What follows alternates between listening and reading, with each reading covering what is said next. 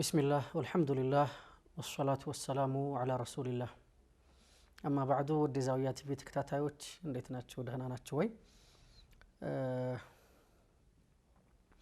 شمولية الإسلام የእስልምና አካታችነት ሁለገብነት የሚል ርዕስ አንስተን ላለፉት ተከታታይ 5 ፕሮግራሞች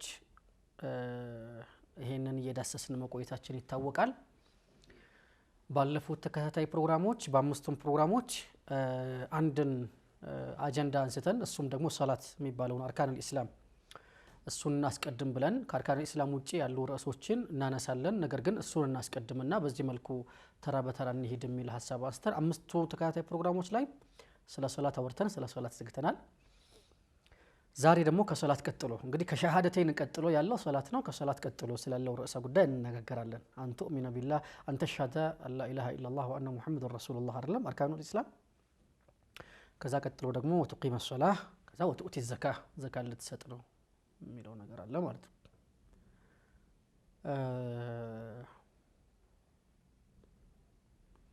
ዘካ አሁን ዘካ ሁለተኛው ሩክን ሆኗል ከግዴታ በኋላ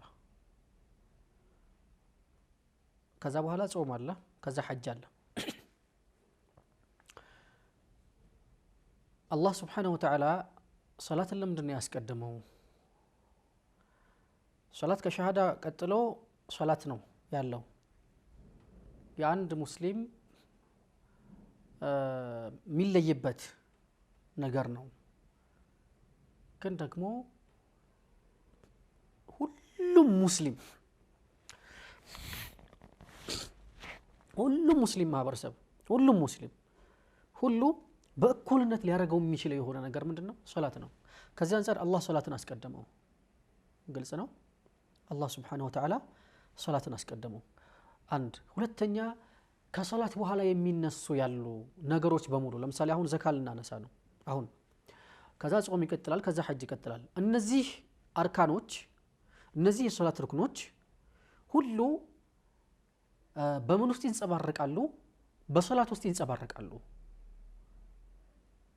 ግልጽ ነው እነዚህ ሁሉ የሶላት ሩክኖች በሶላት ውስጥ ይንጸባረቃሉ አንድ ሁለተኛ ሶላት ውስጥ ሶላቱ ካላማረለት ሰውየው የነዚህ ሩክኖች በሙሉ አጠቃላይ አያምሩም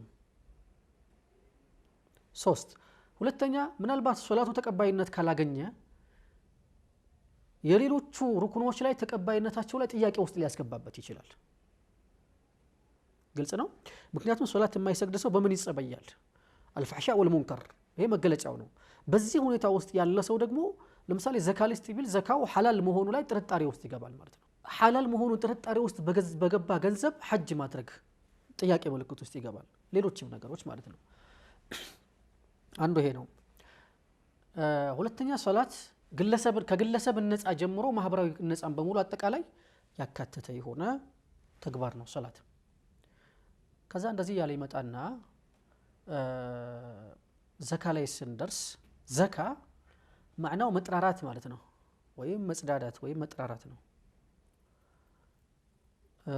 ሌላው ነማ መፋፋት ብለው ይጠቀሱት አለ መጥራትና መፋፋት መጽዳትና መፋፋት መበልጸግ ሁለቱ ነገሮች አሉ ዘካ ስንል ማለት ነው ሱብሃንአላህ የሶላትን ጠቀሜታዎች ከዚህ በስተፊት ያየናቸው መለስ ብላችሁ ብታዩ በጣም የሚያጅብ ነው በዛ ሁኔታ ላይ የተቀረጸ ግለሰብ ወይም ማህበረሰብ ዘካው ሲጨመርበት እስልምና ምን ያህል የሰው ልጅ ፒዩሪፋይ ያደረገው ወደ ከፍተኛ ወደ ሆነ የስብዕና ማማ ላይ ሊያደርሰው እንደሚችል ግልጽ ነው ከፍተኛ የሆነ የስብዕና ማማ ላይ ሊያደርሰው እንደሚችል በቂ ማሳያ ነው የሚሆነው ይሄ ብቻው ወኢነከ ለዓላ ነው ያላችሁ አይደለም አንተ ከላይ ነው ያለኸው خلق عظيم በግዙፍ ስነ ምግባር ላይ ነው ያለኸው አንተ ነው አላህ ያላቸው كأن الخلق جبل والرسول والنبي عليه الصلاة والسلام أعلاه إلى سنة مقبار ميبالو نقر عند ترارا تسيمة تسالة مثل عند ترارا هونو النبي عليه الصلاة والسلام ترارا ولا يوتوبت عندما قالتنا سلسل سنة مقبار النبي عليه الصلاة والسلام سيهدو سنة مقبار يكتلات شوال ويم يساتشو من قربهم ولا تقالي أخلاقنا ومالتنا أنيا دقمو አኽላቅ የሚባለው ነገር የሰው ልጅ ባህሪው በምንድነው የሚቀረጸው ሲባል ራሽናል እና ኢራሽናል የሚባሉ ቢሄቪየሮች አሉ ወይም ደግሞ ሩልስ ኤንድ ፕሪንሲፕልስ የምንላቸው ማነር የምንላቸው ህግ ደንብ ወግ ስርዓት ምናምን ባህል የምንለው ነገር አለ ግልጽ ነው ማህበራዊ እሴት የምንላቸው ነገሮች እነሱን ተከትሎ ሲሄድ ነው ስነ ምግባሩ ያማረ የሚሆነው አይደለም እና ነብዩ አለይሂ ሰላቱ ወሰለም ተከተለን በሄድን ቁጥር ምን ይሆናል አኽላቃችን እየጸዳን ነው የምንሄደው ግልጽ ነው ጽዳት እየጸዳን ነው የሚሄደው እየማማ ነማ እየመጣ እየፋፋን ነው የምንሄደው ማለት ነው ዘካን መጥራራትና መፋፋት ያደረገው አላህ Subhanahu Wa Ta'ala ሁለተኛው ነገር ዘካ ከግለሰብ መጽዳት ወደ ለሰዎች መኖር የሚያመራን ነው ምንድነው መሰላችሁ እስልምና ላይ አላህ Subhanahu Wa Ta'ala የሰጠን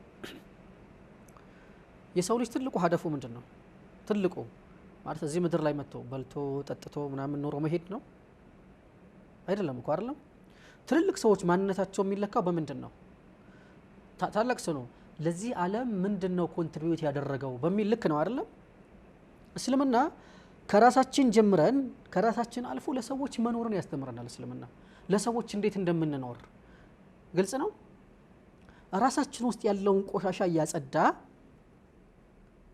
በጣም የሚገርም እኮ ነው ቆሻሻ ራሱን በራሱ ያጸዳል ሪሳይክል ያደርጋል ሱብሃንአላህ ገንዘባችን ሪሳይክል ያደርገዋል አላህ Subhanahu Wa Ta'ala ሪሳይክል ማለት አንድን ቆሻሻ አለመጣል ነው ቆሻሻ ነው ብሎ አይጣልም ማለት ነው ለምሳሌ ዘካ ማጽዳት የሚያጸዳው ምንድነው እኛን የሚያጸዳን ያልነው ገንዘባችንን እኮ ነው የሚያጸዳው ገንዘባችንን ሲያጸዳ ዝም ብሎ አይደለም የሚያጸዳው ማለት ነው ቆሻሻውን በቃ حرام የሆነውን ገንዘብ አውጥቶ ጣል አርጋ እንደዚህ ምናምን አይደለም አይለይማ በማንኛውም መንገድ ከሰው ጋር እስከሰራን ከሰው ጋር እስከነገድን ገንዘብ የምናገኝበት ማንኛውም መንገድ ቢኖር በሆነ መንገድ ከሰው ወደ ሰው የምንለዋወጠው ስለሆነ ያ ገንዘብ አላስፈላጊ ገንዘብ እኛ ውስጥ ይገባል ማለት ነው ያንን ማጽዳት ነው አላህ Subhanahu Wa Ta'ala የምናውቀው እንድንጠነቀቅ አደረገን የማናውቀውን ደግሞ በህክማው አጸዳለን ማለት ነው ግልጽ ነው በህክማው ያጸዳልናል የሚያጸዳልን ደግሞ ያንን ገንዘብ በመጣል አይደለም አውጥተህ ለሚገባው ለቸገረው ለተጎሳቆለው ለወደቀው ጎዳና ተዳዳሪ የሆነው ለከፋው ላዘነው ለተጨነቀው መንገደኛ ለሆነው በዳለ ተያዘው አውጥተው መስጠት ነው ያንን ቆሻሻ የተባለውን ገንዘብ ግን ምን ይሆናል ልክ ስታወጣው ንጹህ ሆኖ ነው የሚሄደው ወደዛኛው ሰው እጅ ላይ ሲያርፍ ይነጻል አንተ ትነጻለህ አንተ ጧሃራ ትሆናለህ ገንዘብህ ይጸዳል ማለት ነው እዛኛው ሰው እጅ ላይ ሲያርፍ ደግሞ በተዘዋዋሪ እዛ ሰው ሐቅ ነው የሚሆነው እኛ ጋር ሁሉም ሰው ባለሀብት ጀርባ ምን አለ የሰዎች ሐቅ አለ ይባላል አይደለም በዚህ በኢኮኖሚክ ፊሎሶፊ የሚባለው በኢኮኖሚክ ፊሎሶፊ ምንለው ወይ ደግሞ በገንዘብ ፍልስፍና አመለካከት የያንዳንዱ ሰው ሀብት የሌላ ሰው መብት አለበት ተብሎ ይታሰባል ግልጽ ነው አንድ ሰው ሀብታም ከሆነ ዝም ብሎ አይደለም ሀብታም የሚሆነው በምን ላይ ተረማምዶ ነው ሰርቶ ጥሮ ግሮ ያመጣው ነው አዎ ግን እዛ ገንዘብ ውስጥ አይ እንደው በፍጹም እኔ ምናምን አይባልም የሚገባበትን ስለማናቀው ስለዚህ ያንን ገንዘብ እኛን ያጸዳልና ሌሎች ላይ ያርፋል አንድ ስለዚህ ሁለት ጥቅም ነው እየሰጠን ያለው ማለት ነው አንደኛ መንፈሳዊ ጥቅም ነው የሚሰጠን ሃይማኖታዊ ግዴታችንን እንወጣለን ሁለተኛ የኛን ገንዘብ ያጸዳዋል ሶስተኛ የሞራል ንጽህና ይሰጠናል የሞራል ንጽህና የሞራል ደስታ የሞራል ልዕልና ያጎናጽፈናል እንዴት እኛ ከዘካችን አወጣንና ያ ገንዘባችን ላይ ሊቀላቀል ይችላል ተብሎ የታሰበችውን ገንዘብ አወጣንና እንበልና 100 ብር ነው ያለው አንድ ሰው 2 ብር 50 ከ100 ብር ላይ ዘካ ስጥ ቢባል ምንድነው የሚከብደው ከ1000 ብር ላይ 25 ብር ዘካ ስጥ ቢባል ምንድነው የሚከብደው ከ100,000 ብር ላይ እንደዚህ ያለኮ ነው በጣም ትንሽ እኮ ነው በፐርሰንት እንኳን ዑለሞቹ ያሰሉታል ይሄን ዘካ ላይ የሚያስተምሩን ዑለሞች በአጋጣሚ ከዚህ ጋር በተያያዘ አፍሪካ ቲቪ ላይ የተወሰነ ዘካተል ፊጥርን አስመልክቶ የሰራሁት የሆነ ፕሮግራም ነበር እሱን መለስ ብላችሁ ልታዩት ትችላላችሁ ግን ዑለሞች በሰፊው ስለ ዘካ ሰርተውበታል በደንብ ሄደውበታል والله العظيم በጣም የሚገርመው ነገር የሆነ ገንዘቡ ወጥቶ ይሄን ከሰውየው ላይ ቢቀነስ إلا كما ينقص المخيط إذا أدخل البحر እንደተባለው እንደው መርፌ ውሃ ውስጥ አስገብተን ስናወጣው ቀዳዳው የሚይዘው ውሃ ቢሆን እንጂ ከሰውየው ገንዘብ ላይ ቀንስበት ይችላል። ግልጽ ነው ያ ጀማዓ። ያቺ ግን ገንዘብ ከኛ ኪስ ወጣ ዳሃው ሰው ላይ ስትርፍ ቢያንስ ረቦት የነበረው ሰው በእኛ ምክንያት ይጠግባል። አንድ ዳቦ የመግዛት ያህል ማለት ነው። ሱብሃንአላህ። አንድ ቤተሰብ ምናልባት ጠግቦ እንዲበላ ምክንያት ሊሆን ይችላል። በቃ የኛ ገንዘብ ምናወጣው ገንዘብ ይሄ የሞራል ልዕልና አይሰጥም፣ ደስ አይልም።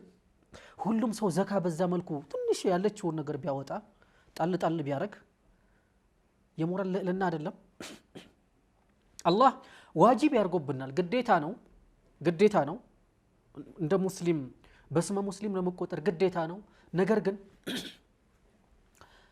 ሄዶ ጥቅሙ ይሄ ነው፣ ሌላ ምንም የተለየ ነገር የለውም።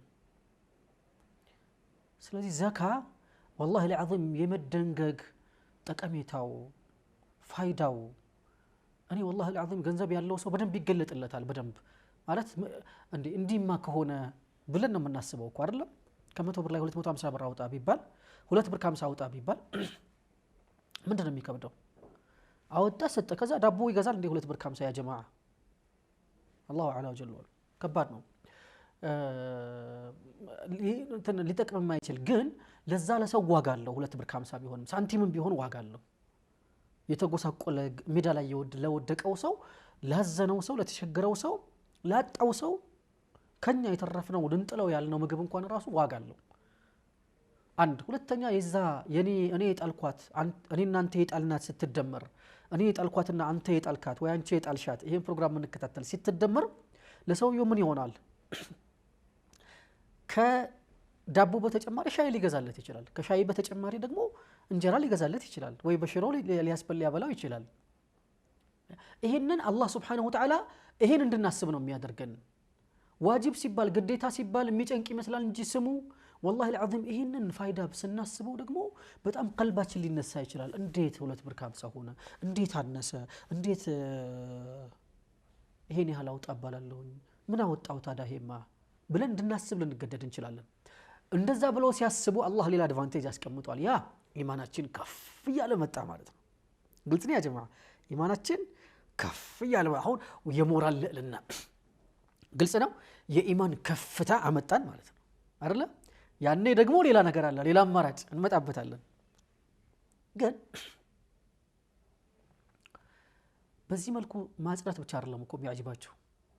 ያ አላህ Subhanahu Wa Ta'ala ይላል مثل الذين بعد أعوذ بالله من الشيطان الرجيم مثل الذين ينفقون أموالهم في سبيل الله كمثل حبة أنبتت 7 سنابل في كل سنبلة 100 حبة والله يضاعف لمن يشاء። እነዛ ገንዘባቸውን በአላህ Subhanahu Wa Ta'ala መንገድ በማንኛውም መልኩ ገንዘብ ወጪ የሚያደርጉ ሰዎች ግዴታ የተደረገበህን ዘካ ሰጠህ አይደለም፣ ወጪ አደረክ።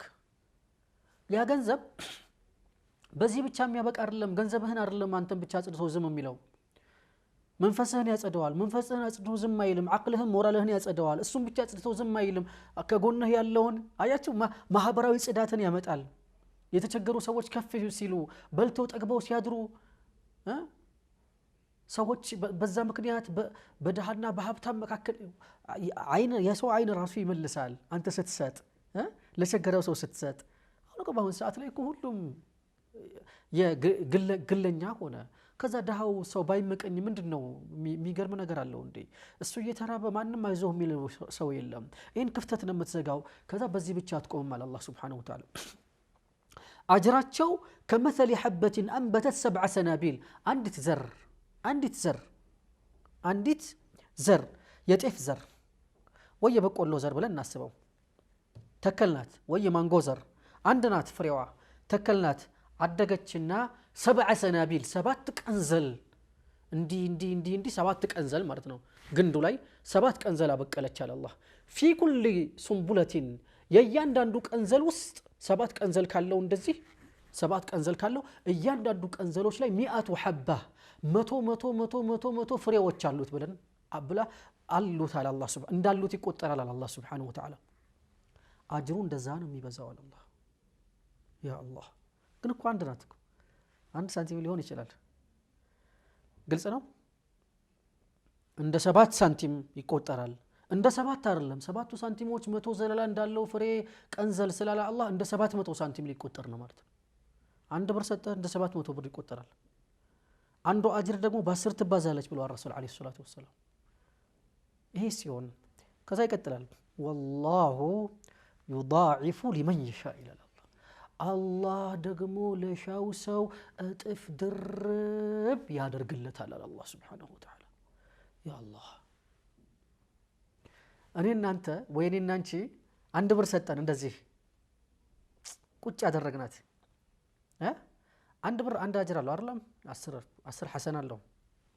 እሱ ጓደኛ ይመጣ ቁጭ ያደረገ እኔ 10 ሐሰና አላጣመችም ሱኛው ስንት ያገኛል 700 ሐሰና የሰጠንበት ነው የኢማናችን ልክ ነው። ሌላው ደግሞ ሲደመር والله يضاعف الله ያቺን አንዷን ብር እጥፍ ድርብ ያረጋታል ሊመን يشاء الله ለፈለገው ሰው። ያ አላህ ይሻለት ሰው ማን ነው? እኔ እናንተ ልንሆን እንችላለን ግን እዛ ቦታ ላይ ለመመደብ ይሄ ነው የሚወስነው። ግልጽ ነው ያ ጀማዓ። እዚህ ውስጥ ነው ያለው ጉዳዩ መጣያ አተን ነው የምንሰጠው ወይ ገንዘባችንን? ያ አኺ 100 ብር አለ 25 ሳንቲም ዝርዝር ስለተ ኪስህ እንዳይሞላብህ ወይ እንዳይንኳኳብህ ብለህ ነው አፍረህ ነው ያችን ይጣልካት እንጂ 1 ብር አውጥተህ መስጠት አትችልም ከ100 ብር ላይ። ሌላስ ቢሊየነር የሆነ ሰዎች አንችልም ደግሞ በዚህ የሚቆም አይደለም።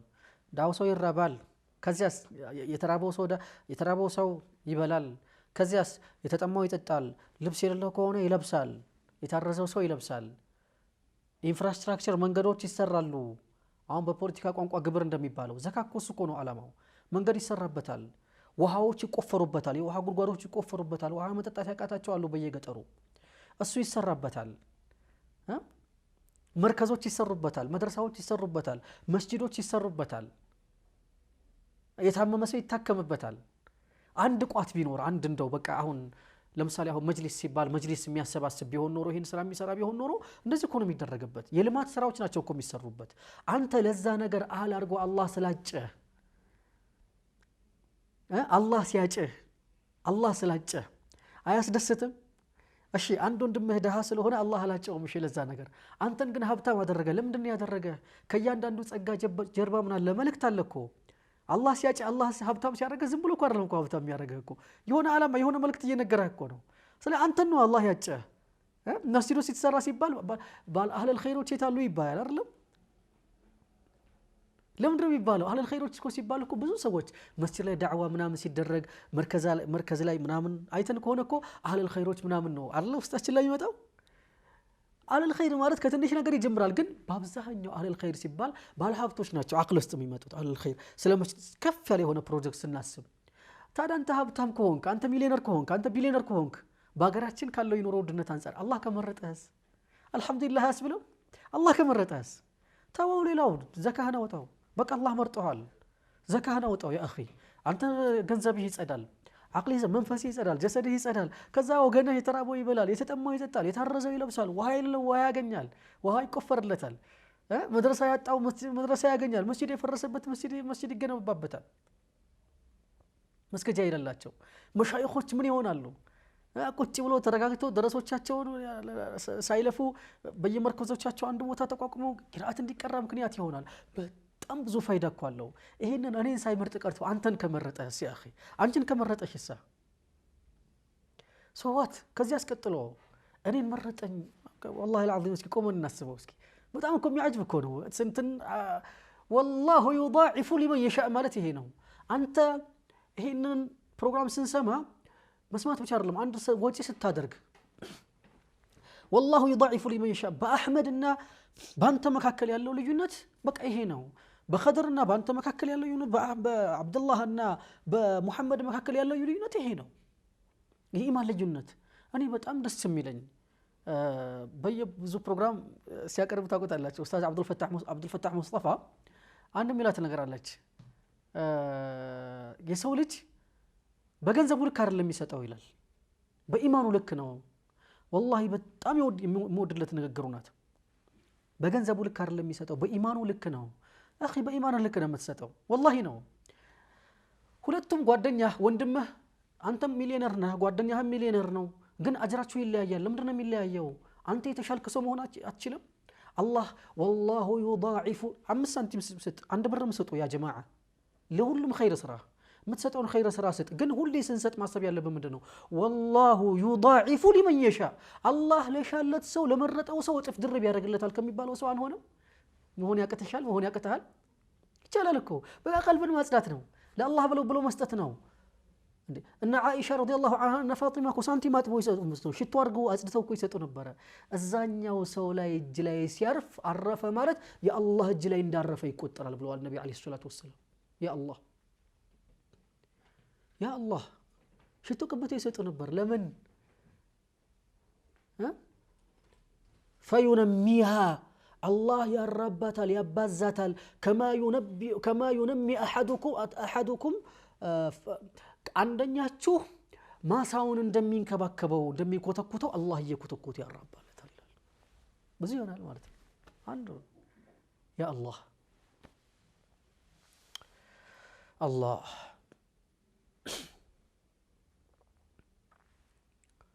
ويقول الرسول عليه الصلاة والسلام النبي عليه الصلاة والسلام من قال له هلك الأكثرون ገንዘብ ያካበቱ የሆኑ ሰዎች አንድ ብዙሃን ጠፉ አሉ ነብዩ አለይሂ ሰላቱ ወሰለም ኢላ መን ቃለ ቢልማሊ በገንዘቡ ያለ ሰው ብቻ ሲቀር هكذا وهكذا እንደዚህ ያለ ሰው ማለት የሰጠ ሰው ማለት ነው እሱ ብቻ ሌላው ጠፊ ነው አሉ ምንድነው የሚጠፋው አኺ ስነ ልቦና ጠፍቷል አቅልህ ጠፍቷል እየመከንን ምን ሄደው እንደ ማህበረሰብ እየወደቅን ምን ሄደው ጤና ይጠፋል ብዙ ነገርህን ታጣለህ ያ اخي ስግብግብ ሲሆን ሰውየው ከማህበራዊ ኑሮ ይገለላል ሰው ይጠላዋል አንተ ራስህን አዳማጭ ትሆናለህ አግኝተህ ምትረካ ሰው አትሆንም ስግብግብ ሆንክ እኮ ያ اخي መቋጠር የሚባለው ነገር መስጠትሳ በሰጠህ ቁጥር አላህ Subhanahu Wa Ta'ala ይخلفها ይተካታል ብሎ አላህ Subhanahu Wa Ta'ala አላህ ይተካል እንዴት ነው የሚተካው አላህ ነው የሚያውቀው ገንዘብ በረካ ይኖረዋል ዑምርህ በረካ ይኖረዋል የሚተካልህ እኮ በገንዘብ ብቻ አይደለም አኪድ ገንዘብህም አትከስርም والله العظيم بالله መንገር ላይ ወጪ አድርጎ አይከስርም ብለዋል ነብዩ አለይሂ ሰላቱ ወሰለም የሚከስር ሰው የለም ነገር ግን ከዛም አልፎ አንተ የምታቀው 5000 ብር ወጪ ስታረግ 5000 ብር ቆጥሮ አይደለም አላህም ተቆጥሮ አይደለም 5000 ብር የተቆጠረ ሳንቲም አይደለም አላህ የሚሰጥህ 5 ሚሊዮንም ሊሆን ይችላል አላህ እንዴት ነው የሚተካው አላህ ነው የሚያውቀው መርሐባ ሌላ ሰው ጓደኛ ነጋዴ ነው ልጁ በዚህ ይታመማል በዚህ ሚስት የሆነች ነገር ትሆናለች በዚህ እሱ ጤና በዚህ ይሆናል በዚህ ግብር ያስጨንቀዋል በዚህ የሆነ ነገር ይሆናል በዚህ ሰራተኛው እንትን ያጠፋበታል በዚህ መኪና ይበላሻል አኺ አንተ ደግሞ ከዛ ሰላም አላህ ያረጋሃል ሙሲባን ይከላከልልሃል በላይ ይከላከላል ፈተና ይከላከላል ሰደቃ አያችሁ ቀድም ምናል ሰጥቼ ያልጠግሞችማ ምን አላት ምናም ብለህ ካልካው ግዴታ ይችላል አይደል አላህ እኮ አዝኑ የአላህ ህዝነት እኮ ነው የሚያሳየው በቃ ከዚህች ይችላል በቃ ግዴታ አለ በቃ 100 ብር አለ 250 ብር ስጥ በቃ አለቀ ማለሽ ከዚያስ አያቅም አለኝ እንዴ እኔ ሚሊዮነር ነኝ ቢሊዮነር ነኝ እኔ ከዛ ላይ ሰጥቼ ሰደቃ ስጥ የታመሰው አሳከምበት የተራበሰው በግልጽ ሄደ እጁን ይዘህ ሄደ አብላው በቃ ሰጥቷል የኸይር ስራ በር ክፍት ነው ሁሉ ጊዜ የቻልከውን አድርጋል አላህ ግዴታህ ግን አትጨነቅ በቃ እቺ ናት አለ አላህ ግዴታዋ ናት ትንሽዋ ዋናውስ ሌላው የሚሰራው ስራ ትርፉ ስራ ቀደም ስለ ሶላት ስናወራ ባለፈው ስለ ሶላትን ብለናል لا يزال عبد يتقرب الي بالنوافل ይሄ ግዴታ ነው ግዴታ ዘካ ነው ያወራ ነው ትርፍ ሲሆንስ ትርፍ ሰደቃ ሲሆን ትርፍ ስጦታ ሲሆን ሰደቃ በፈገግ ብለህ ጓደኛህም በቃ ባትችል ያጣህ የነጣህ ደሃብቶን ባትችል ፈገግ ብለህ ሰደቃ ማለት በቃ ፈገግታ ሰደቃ ነው አሉ እሺ ሶላት ዊትር መስገድ የዱሃ ሶላት መስገድ ሁለት ረካዓ መስገድ ሰደቃ ነው ተብሏል አይደል ተስቢሑ ሰደቃ ነው ተህሊሉ ሰደቃ ነው ተህሚዱ ሰደቃ ነው በቃ በዛ አካክስ አንተ የሰጠህ እሱን ነው ግን በዛ ነገር ላይ መሽ ተገኘን ችግረኛ ሰዎች ነን አልን እሺ ችግረኛ ነን አላህ አውፍ አለን አላህ ግዴታ አላረገብንም እሺ نعم ችግረኛ ነን አልን ኦኬ የለንም ከዚያስ ሰሃቦችም እኮ ሄደው ጠይቀዋል ከጉጉት የተነሳ ነው ከለላችሁ إن كل تحميدة صدقة تهليل صدقة سبحان الله صدقة الحمد لله صدقة الله أكبر لا إله إلا الله أذكاره كله صدقة